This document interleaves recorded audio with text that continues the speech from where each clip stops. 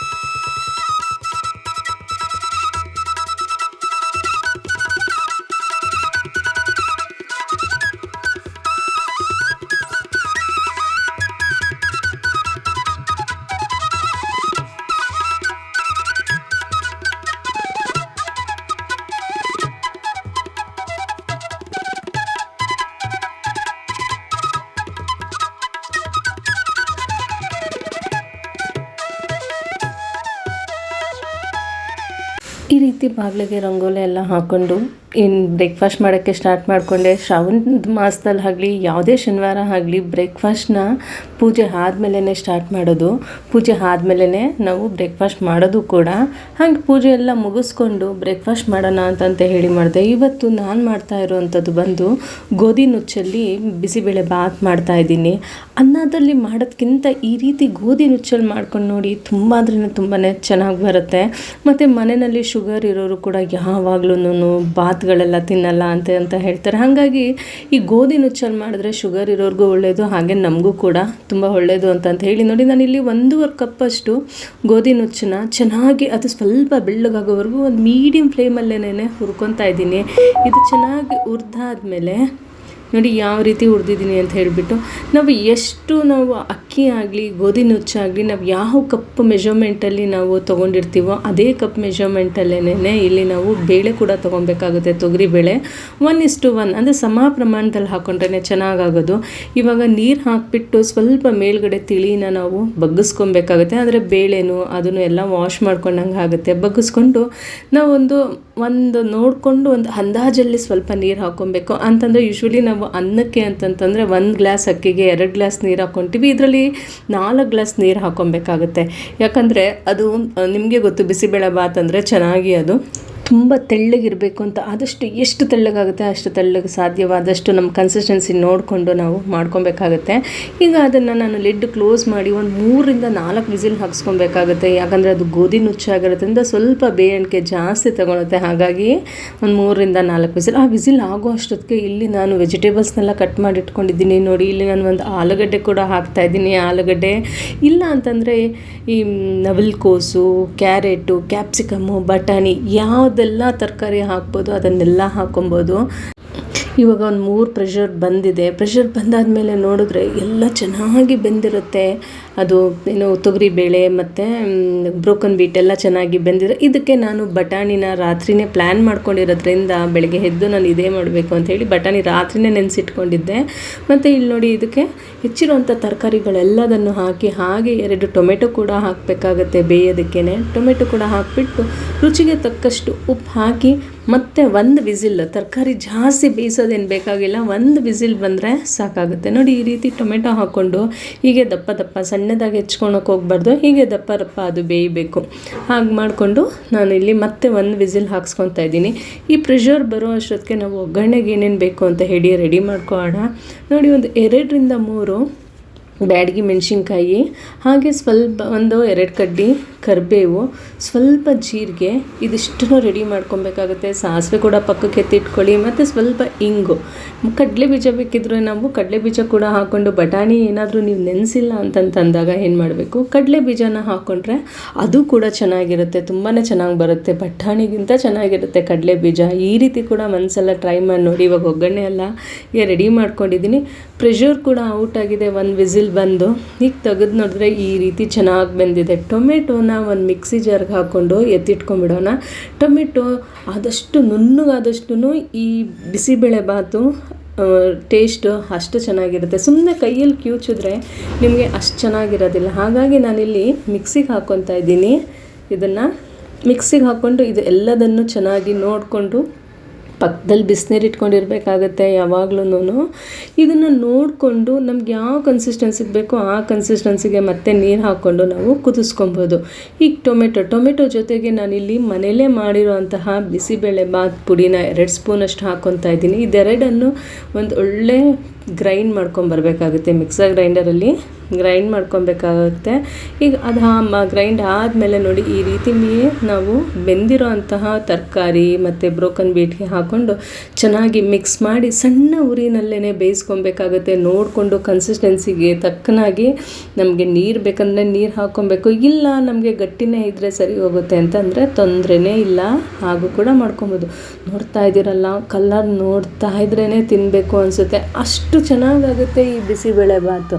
ನಮ್ಮ ಮನೇಲಂತೂ ಅಕ್ಕಿನಲ್ಲಿ ಮಾಡಿದ್ರೆ ಇಷ್ಟನೇ ಪಡೋದಿಲ್ಲ, ಅವ್ರಿಗೆ ಬ್ರೋಕನ್ ವೀಟಲ್ಲಿ ಮಾಡಿದ್ರೇ ಇಷ್ಟ ಆಗೋದು. ಮತ್ತು ಟೇಸ್ಟ್ ನೋಡಿಕೊಂಡು ರುಚಿಗೆ ತಕ್ಕಷ್ಟು ಉಪ್ಪು ಹಾಕ್ಕೊಬೇಕಾಗುತ್ತೆ. ಅದನ್ನು ಪಕ್ಕದಲ್ಲೇ ಒಂದು ಸಣ್ಣ ಬರ್ನಲಲ್ಲಿ ಬೇಯಕ್ಕೆ ಇಟ್ಕೊಂಡು, ಇವಾಗ ನೋಡಿ ನಾನಿಲ್ಲಿ ಒಗ್ಗರಣೆ ಹಾಕ್ತಾಯಿದ್ದೀನಿ. ಒಗ್ಗರಣೆಗೆ ಏನೆಲ್ಲ ಹಾಕ್ತಾಯಿದ್ದೀನಿ ಅಂತ 2-3 ಸ್ಪೂನಷ್ಟು ತುಪ್ಪ ಹಾಕ್ಕೊಳ್ಳಿ. ತುಪ್ಪ ಹಾಕ್ಕೊಂಬಿಟ್ರಂತೂ ಟೇಸ್ಟ್ ಅದ್ಭುತ ಅಂತಲೇ ಹೇಳ್ಬೋದು, ಅಷ್ಟು ಚೆನ್ನಾಗಿ ಬರುತ್ತೆ. ಹಾಗಾಗಿ ನಾನಿಲ್ಲಿ ತುಪ್ಪ ಹಾಕ್ಕೊತಾ ಇದ್ದೀನಿ. ಮತ್ತು ಅದಕ್ಕೆ ಸಾಸಿವೆ, ಜೀರಿಗೆ, ಒಗ್ಗರಣೆಗೆ ನಾನು ಏನೇನೆಲ್ಲ ಎತ್ತಿಟ್ಟಿದ್ದೆ ಅದನ್ನೆಲ್ಲದನ್ನು ಹಾಕ್ಕೊಂಡು ಸ್ವಲ್ಪ ಹಿಂಗೆ ಹಾಕ್ಕೊತಾ ಇದ್ದೀನಿ.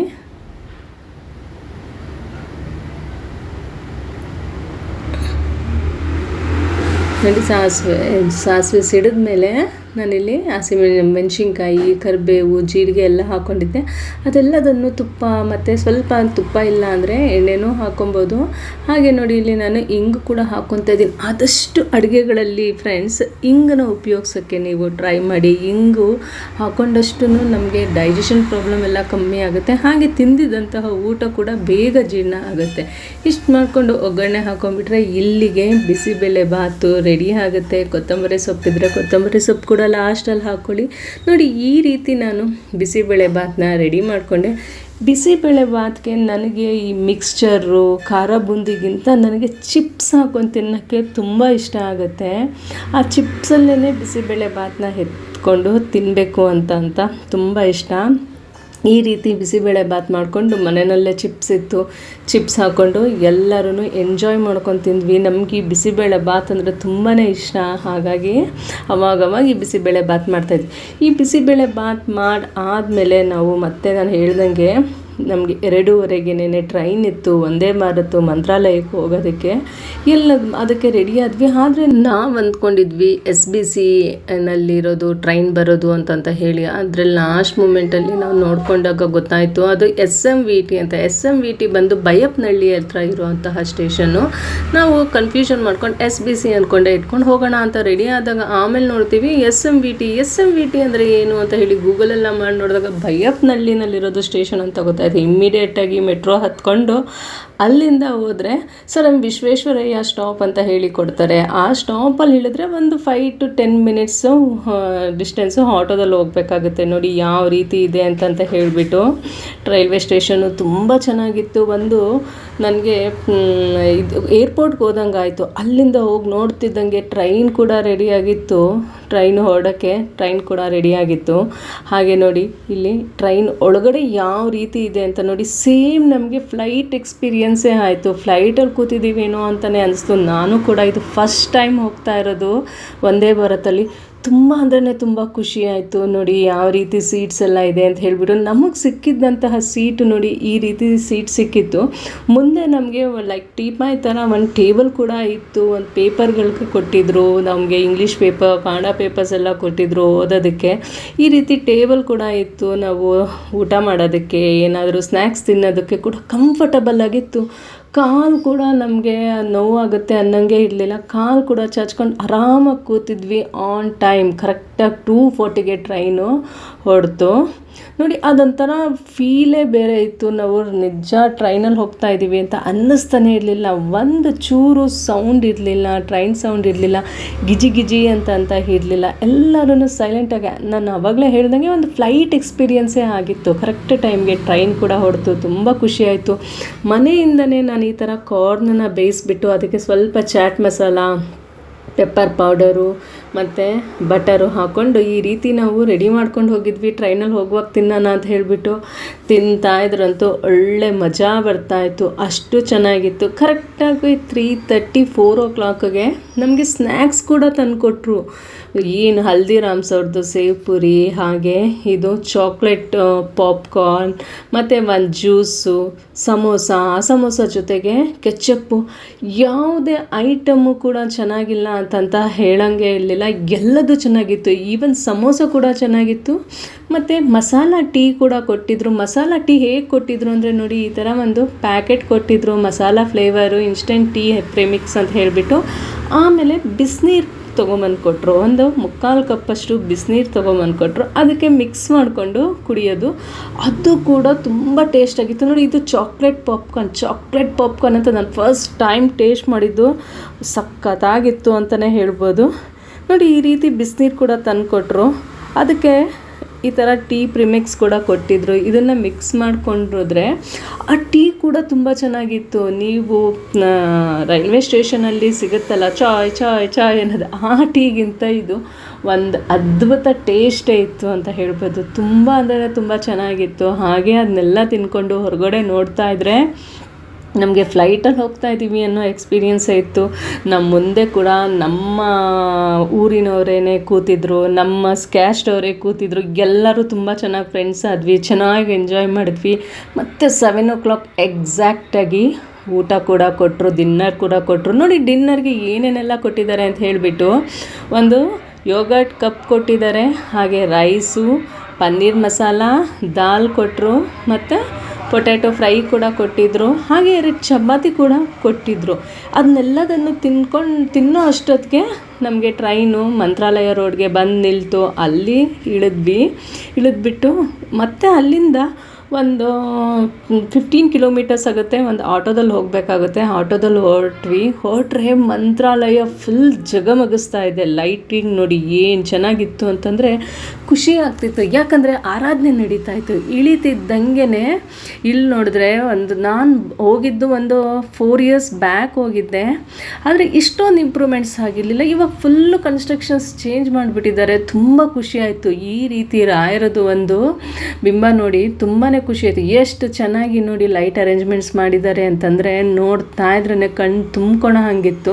ಅಷ್ಟು ಚೆನ್ನಾಗಿತ್ತು ರಾಯರದು ಒಂದು ಇಮೇಜಸ್. ಇಲ್ಲಿ 4 ಕಡೆನೂ ಇತ್ತು ಇಮೇಜಸ್. ನೋಡಿ ಇದು ಯಾವ ರೀತಿ ಇದೆ ಅಂತ ಹೇಳಿಬಿಟ್ಟು.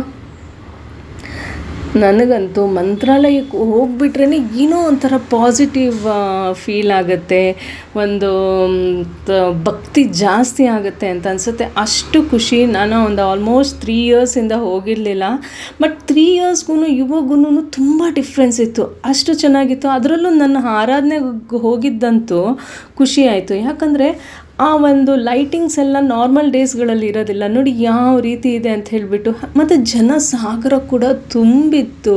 ನಾವು ಹೋಟೆಲ್ ಕೂಡ ಬುಕ್ ಮಾಡ್ಕೊಂಡಿರಲಿಲ್ಲ. ನೋಡೋಣ, ಟ್ರೈ ಮಾಡೋಣ ಅಂತಂತ ಹೇಳಿ ಹೋದ್ವಿ. ಹಾಗೆ ನೋಡೋಣ ಅಂತ ಹೇಳಿ ನಮ್ಗೆ ಆನ್ಲೈನಲ್ಲಿ ಸಿಕ್ಕಿರಲಿಲ್ಲ. ಅಲ್ಲೇ ಒಂದು ಪ್ರೈವೇಟ್ ರೂಮ್ನ ಬುಕ್ ಕೂಡ ಮಾಡ್ಕೊಂಡ್ವಿ. ಬುಕ್ ಆಗಿ ಮತ್ತೆ ಬೆಳಗ್ಗೆ ಎದ್ದು ರಾಯರ ದರ್ಶನ ಮಾಡೋಣ ಅಂತಂತ ಹೇಳಿ ನೋಡಿ ನಾವಿಲ್ಲಿ ರಾಯರ ದರ್ಶನಕ್ಕೆ ಅಂತ ಹೇಳಿ ಹೊರಟ್ವಿ. ಜನ ಆ್ಯಸ್ ಯೂಶ್ವಲ್ ನಾರ್ಮಲ್ ಆಗಿತ್ತು. ರಾಯರ ದರ್ಶನ ಕೂಡ ತುಂಬ ಅಂದ್ರೆ ತುಂಬ ಚೆನ್ನಾಗಾಯಿತು. ಅಲಂಕಾರ ಯಾವುದೂ ಆಗಿರಲಿಲ್ಲ, ಆದರೆ ಹಾಗೆ ಇನ್ನೂ ಅಲಂಕಾರ ಮಾಡ್ತಾಯಿದ್ರು. ನಾವು ಬೆಳಗ್ಗೆನೇ ಬೇಗ ಹೋಗಿ ದರ್ಶನಕ್ಕೆ ನಿಂತ್ಕೊಂಡ್ವಿ. ತಿಂಡಿ ಮಾಡೋಕ್ಕೆ ಮುಂಚೆನೇ ದರ್ಶನ ಮಾಡಬೇಕು ಅಂಥೇಳಿ ನಮ್ಮ ಹಸ್ಬೆಂಡ್ ಇಲ್ಲ ತಿಂಡಿ ಮಾಡೋಣ ಅಂದರೆ ಎಲ್ಲ ಆಗೋದಿಲ್ಲ, ನಾನು ದರ್ಶನ ಮಾಡಿಬಿಟ್ಟೆ ರಾಯರನ್ನ ದರ್ಶನ ಮಾಡಿನೇ ನಾನು ತಿಂಡಿ ತಿನ್ನೋದು ಅಂತ ಹೇಳಿದೆ. ನೋಡಿ ರಾಯರ ದರ್ಶನ ಹೇಗಿದೆ ಅಂತಂತ ಹೇಳಿಬಿಟ್ಟು ಇಲ್ಲಿ ಒಂದು ರಾಯರದ್ದು ಒಂದು ಮೆರವಣಿಗೆ ಹೋಗ್ತಿತ್ತು, ರಥೋತ್ಸವ ಹೊರಡ್ತಿತ್ತು. ಆ ರಥೋತ್ಸವಕ್ಕೆ ಪುಷ್ಪ ಹಾಕೋದಕ್ಕೆ ಅಂತಂತ ಹೇಳಿಬಿಟ್ಟು ಹೂಗಳು ಹಾಕೋದಕ್ಕೆ ಅಂತ ಹೇಳಿ ಒಂದು ಹೆಲಿಕಾಪ್ಟರ್ ಕೂಡ ಬಂದಿತ್ತು. ನೋಡಿ ಇದು ನನಗೆ ಅಷ್ಟು ಕ್ಲಿಯರಾಗಿ ನನಗೆ ವಿಡಿಯೋ ಮಾಡೋಕ್ಕೆ ಆಗಲಿಲ್ಲ. ಆ ಜನಗಳಲ್ಲಿ ಇದರಲ್ಲಿ ಯಾರೋ ಮಾಡಿದ್ದಂತಹ ವಿಡಿಯೋನ ನಾನು ಕೂಡ ತೊಗೊಂಡೆ ಇಲ್ಲಿ ನಿಮಗೆಲ್ಲ ರಾಯರ ದರ್ಶನ ಕೊಡ್ಸೋಣ ಅಂತಂತ ಹೇಳ್ಬಿಟ್ಟು. ನೋಡಿ ಎಷ್ಟು ಜನ ಇತ್ತು ಅಂತಂತ ಹೇಳಿಬಿಟ್ಟು. ರಥೋತ್ಸವದ ದಿನ ಅಂತೂ ಅಷ್ಟೂ ಜನ ಇದ್ದರು. ಜನ ಅಂದರೆ ಜನ, ಎಲ್ಲೂ ಕಾಲಿಡೋಕ್ಕೂ ಕೂಡ ಜಾಗ ಇರಲಿಲ್ಲ. ಅಷ್ಟು ಜನ ರಾಯರನ್ನು ನೋಡ್ತಾ ಇದ್ರೆ, ಕಣ್ಣು ತುಂಬ್ಕೊತಾ ಇದ್ರೆ ಸಾಕಪ್ಪ ಜೀವನ ಇಷ್ಟೇ ಅನ್ನೋ ಅಷ್ಟು ನಮಗೆ ಖುಷಿ ಆಗ್ತಿತ್ತು. ಅಷ್ಟು ಚೆನ್ನಾಗಿ ಅಲಂಕಾರ ಮಾಡಿದರು. ನಿಮಗೂ ಕೂಡ ದರ್ಶನ ಆಗಲಿ ಅಂತ ನನ್ನ ಕೈನಲ್ಲಿ ಎಷ್ಟಾಗುತ್ತೆ ಅಷ್ಟು ನಾನು ನಿಮಗೆ ವೀಡಿಯೋಸ್ಗಳನ್ನ ಮಾಡಿದ್ದೀನಿ. ಇದೆಲ್ಲದನ್ನು ಮುಗಿಸ್ಕೊಂಡು ಹೊರಗಡೆ ಬಂದು ಒಂದು ಫೋಟೋ ತೆಗೆಸ್ಕೊಂಡು ಮತ್ತೆ ಅಲ್ಲಿಂದ ನಾವು ಬಿಚ್ಚಾಲೆಗೆ ಹೊರಟ್ವಿ. ಬಿಚ್ಚಾಲೆ ನಿಮಗೆಲ್ಲ ಗೊತ್ತು, ರಾಯರ 2ನೇ ಮಂತ್ರಾಲಯ ಅಂತಲೇ ಪ್ರಸಿದ್ಧಿಯಾಗಿದೆ. ಇಲ್ಲಿ ರಾಯರು 13 ವರ್ಷ ಜಪ ಮಾಡಿದರು ಅಂತ ಹೇಳ್ತಾರೆ. ಇಲ್ಲಿ ಅಪ್ಪಣ್ಣಾಚಾರ್ಯರು ಏಕಶಿಲಾ ಬೃಂದಾವನ ಪ್ರತಿಷ್ಠಾಪಿಸಿದ್ದಾರೆ. ಅಪ್ಪಣ್ಣಾಚಾರ್ಯರು ರಾಘವೇಂದ್ರರವರ ಪರಮ ಭಕ್ತರು. ಅವರು ಪೂಜ್ಯಾಯ ರಾಘವೇಂದ್ರಾಯ ಸ್ತೋತ್ರನ ಬರೆದವರು. ಇಲ್ಲೇ ಅದನ್ನೆಲ್ಲ ನೋಡಿಕೊಂಡು ಅವರು 13 ವರ್ಷ ಈ ಜಾಗದಲ್ಲಿ ಅವರು ಜಪ ಮಾಡಿದರು ಅಂತಂತ ಹೇಳ್ತಾರೆ. ಇಲ್ಲಿ ತುಂಗಭದ್ರಾ ನೀರು ಕೂಡ ನದಿ ಕೂಡ ಹರಿಯುತ್ತೆ. ಇದು ನೋಡಿ ಬಿಚ್ಚಾಲೆ ಅಮ್ಮನವರ ಇದು ಪ್ರತಿಷ್ಠಾಪನೆ ಆಗಿರೋದು. ಇಲ್ಲಿ ಅಮ್ಮನವ್ರ ಗುಡಿ ಇದು. ಇದನ್ನೆಲ್ಲ ಪ್ರದಕ್ಷಿಣೆ ಹಾಕ್ಕೊಂಡು ಹಾಗೆ ರಾಯರು ಬಳಸ್ತಾ ಇದ್ದಂತಹ ಒರಳು ಕಲ್ಲಿದೆ, ರಾಯರು ಮಲಗ್ತಾ ಇದ್ದಂತಹ ಮನೆ ಇದೆ ಅಲ್ಲಿ. ಹಾಗೆ ರಾಯರದು ಸಿಗ್ನೇಚರ್ ಇದೆ, ರಾಯರದು ಒರಿಜಿನಲ್ ಫೋಟೋ ಇದೆ. ಇದನ್ನೆಲ್ಲ ನಾನು ವಿಡಿಯೋ ಮಾಡೋಕ್ಕೆ ಆಗಲಿಲ್ಲ. ನನಗೆ ಎಷ್ಟಾಗುತ್ತೆ ಸಾಧ್ಯವಾಗುತ್ತೆ ಅಷ್ಟು ನಾನು ವಿಡಿಯೋ ಮಾಡಿ ತೋರಿಸಿದ್ದೀನಿ. ಈ ನದಿ ಅಂತೂ ನೋಡೋದಕ್ಕೆ ತುಂಬ ಅಂದರೆ ತುಂಬ ಚೆನ್ನಾಗಿತ್ತು. ಒಂದು ಪ್ರಶಾಂತವಾಗಿತ್ತು ಅಂತಲೇ ಹೇಳ್ಬೋದು. ಇದನ್ನೆಲ್ಲ ಮುಗಿಸ್ಕೊಂಡು ರಾಯರ ಪ್ರಸಾದ ಕೂಡ ತಿಂದ್ಕೊಂಡು ಅಲ್ಲಿಂದ ಸಂಜೆ ಬಂದರೆ ಇಲ್ಲಿ ಭರತನಾಟ್ಯ ಪ್ರೋಗ್ರಾಮ್ ನಡೀತಾ ಇತ್ತು. ಇದು ಬಂದು ಚನ್ನರಾಯಪಟ್ಟಣದವರು ಅರೇಂಜ್ ಮಾಡಿರೋಂತಹ ಭರತನಾಟ್ಯ ಅಂತಂತ ಹೇಳಿದ್ರು. ನೋಡಿ ಎಷ್ಟು ಚೆನ್ನಾಗಿದೆ ಅಂತ ಹೇಳಿಬಿಟ್ಟು.